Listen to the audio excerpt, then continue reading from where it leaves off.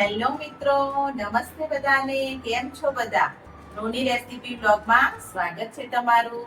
જો ચેનલ પર તમે નવા હોય તો ચેનલને સબસ્ક્રાઇબ કરી લેજો અને લાઈક શેર મિત્રો સાથે કરજો અને તમારા ફેમિલી મેમ્બર સાથે પણ કરજો. તો આજે આપણે ગુજરાતીઓનો ફેવરેટ એવો મોહનથાળ બનાવીશું.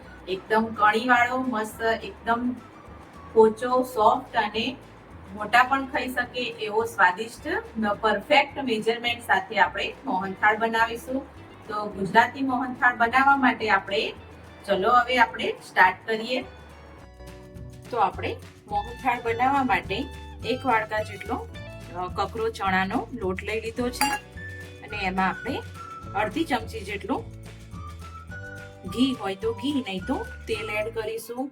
ધાબો દેવાનું કહેશું અને આ મારો 250 ગ્રામ જેટલો ચણાનો કકરો લોટ છે. તમારી પાસે ગમે એટલો હોય તો પણ સરખું મેઝરમેન્ટ સાથે આપણે ગુજરાતી મોહનથાળ બનાવીશું. તો આ ક્રિયાને ધાબો દેવાનું કહેવાય છે. આ રીતે લોટને બંને હાથે સરખો એવો મસળી લેવાનો રહેશે, જેથી કરીને આપણા મોહનથાળ એકદમ કણીવાળો અને જોરદાર બને. તો આપણે જોઈએ તો આપણા લોટમાં આ રીતનું બાઇન્ડિંગ આવે છે, તો આપણો પરફેક્ટ છે. એ રીતનો આપણે ધાબો દેવાનો છે. હવે આ લોટને આપણે આ રીતે થોડી વાર 10 મિનિટ સુધી રાખી લઈશું અને આ રીત કરવાથી એકદમ આપણો મોહનથાળ એકદમ પોચો અને સોફ્ટ બને છે. એટલા માટે ધાબો દેવામાં આવે છે. તો આ રીતે આપણે 10 મિનિટ માટે આને રેસ્ટ આપી દઈશું. તો અહીંયા આપણે 10 મિનિટ થઈ ગઈ છે. તો આપણા લોટને બધું આપણે ચાળી લેશું. જે રીતે આ રીતે તમારી પાસે કોઈ પણ મોટી ચાળણી હોય એની મદદથી આ રીતે કરવાથી એકદમ મોહનથાળમાં મસ્ત કણીદાર મોહનથાળ બનીને તૈયાર થાય છે. તો આપણે આ રીતે ચાળણામાં ઘસીને આ રીતે એકદમ બધો જ દાણેદાર આપણે લોટ તૈયાર કરી લેવાનો છે. તો અહીંયા આપણે એક વાસણ લઈ લેશું અને વાસણમાં આપણે 250 ગ્રામ જેટલું ચોખ્ખું ઘી લઈ લેશું.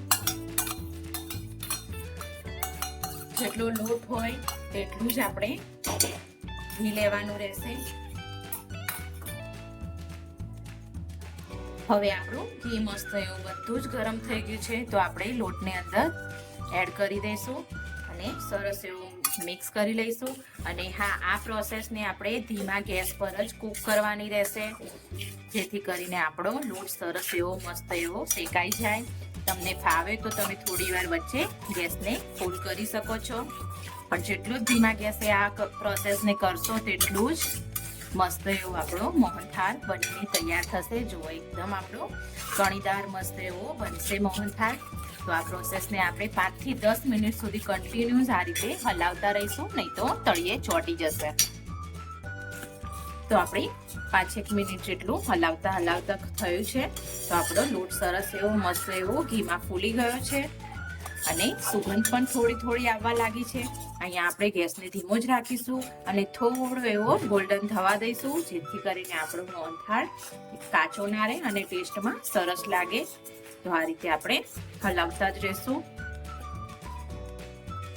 તો અહીંયા આપણો સરસ એવો મસ્ત લોટ ફૂલી ગયો છે. તો આપણે અંદર 1 વાડકી જેટલી જે ઘરની મલાઈ આવે છે ચોખ્ખી એ એડ કરીશું. તમે એમ કહેશો કે મલાઈ નાખવાથી મોહનથાળ જલ્દી બગડી નહીં જાય, પણ ના, નહીં બગડે. આ લોંગ ટાઈમ સુધી પણ સારો જ રહેશે મોહનથાળ. અને એકદમ આપણે મલાઈને અંદર મિક્સ કરી લેવાની છે અને એને પણ ચડવી જ લેવાની છે, એટલે આપણી મલાઈ કાચી નહીં રહે, એટલે આપણો મોહનથાળ એકદમ પરફેક્ટ જ બનશે.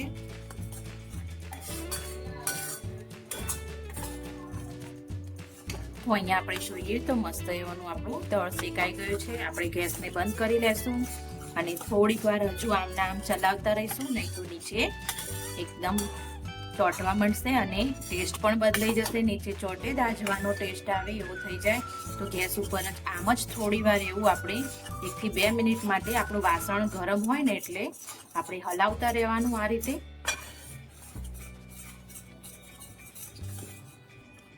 તો આપણને આ પ્રોસેસ કરતાં 10 થી 12 મિનિટ જેટલો ટાઈમ લાગ્યો છે. તો આ રીતે આપણો મોહનથાળના લોટનો પણ કલર પણ બદલાઈ ગયો છે, થોડો ગોલ્ડનનેસ ઉપર આવી ગયો છે. અને તમને થઈ જાય ને એટલે ઘરમાં સ્મેલ પણ આવવા માંડે કે કંઈક નવું બન્યું છે ને મજેદાર બન્યું છે. તો ખબર પણ પડી જશે કે એકદમ આની સુગંધ મસ્ત એવી આવે છે. તો આને હવે આપણે ઠંડુ કરવા સાઈડમાં મૂકી દઈશું. ત્યાં સુધી આપણે ચાસણી બનાવી લઈએ. તો અહીંયા આપણે ચાસણી બનાવવા માટે એક વાસણ લઈ લઈશું. કોઈ બી વાસણ લઈ શકો છો તમે. તો એમાં આપણે 250 ગ્રામ જેટલી ખાંડ એડ કરીશું અને થોડુંક એવું આપણે પાણી એડ કરીશું અને આપણે પરફેક્ટ ચાસણી બનાવીશું, જેથી કરીને આપણો મોહનથાળ એકદમ પરફેક્ટ બને. તમે ચાસણીમાં થોડું આગું પાછું લઈ શકો છો, પણ જેટલું મેઝરમેન્ટ સાથે બનાવશો મોહનથાળ એટલો જ પરફેક્ટ બનશે અને એટલો જ મસ્ત બનશે અને કણીદાર અને મસ્ત પોચો અને સોફ્ટ પણ થશે અને બધા જ ખાઈ શકશે ઘરના. તો એ રીતનો મોહનથાળ આપણો બનીને તૈયાર થશે. તો આ રીતે આપણે ચાસણીને એકદમ એક તારની ના થાય ત્યાં સુધી ચાસણી બનાવવાની છે. તો અહીંયા આપણે ચાસણીમાં થોડો એલચી પાવડર અને આપણે થોડો એવો ફૂડ કલર લીધો છે, જેથી કરીને આપણા મોહનથાળનો કલર સરસ આવે. તો આપણે થોડો એવો જ એડ કરીશું અંદર અને આપણે ચાસણીને જોઈએ એક વાસણમાં આ રીતે લઈ લેશું અને ચાસણીને ચેક કરીએ આપણે હવે. તો આપણી ચાસણી આપણે ચેક કરીએ તો આ રીતનો તાર બંધાય છે. જોઈ રહ્યા છો કે આ રીતનો આપણે એક તારની ચાસણી થઈ ગઈ છે. તો આપણે હવે ગેસને બંધ કરી દેશું. ગેસને બંધ કરી દીધો છે આપણે. એકવાર બધું સરખી રીતે સાઈડોમાંથી મિક્સ કરી લઈશું. ફૂડ કલર તમારે નાખવો હોય તો ના નાખવો હોય તો તમે સ્કીપ પણ કરી શકો છો. તો આપણો લોટ પણ ઠંડો થઈ ગયો છે. તો આપણે હવે આ ચાસણીને લોટની અંદર એડ કરી દઈશું અને સરખી રીતે બધું જ મિક્સ કરી લઈશું.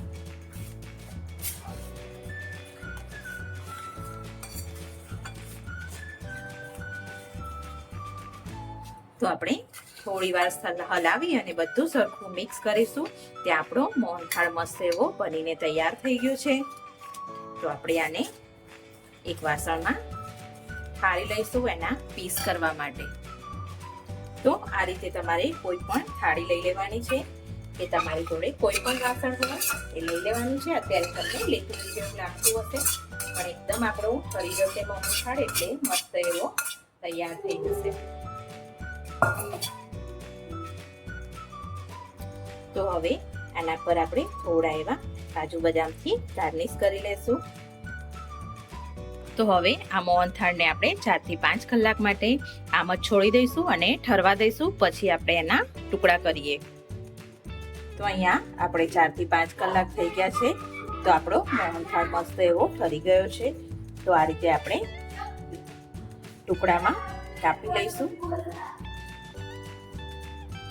તમારે જે રીતના પીસ જોઈતા હોય એ રીતે તમે કરી શકો છો.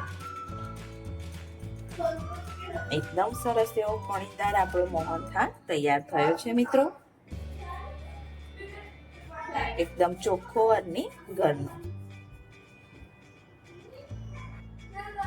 તો અહીંયા આપણે આ રીતે ચપ્પાની મદદથી સાઈડોમાંથી પહેલા ધોઈ લઈશું.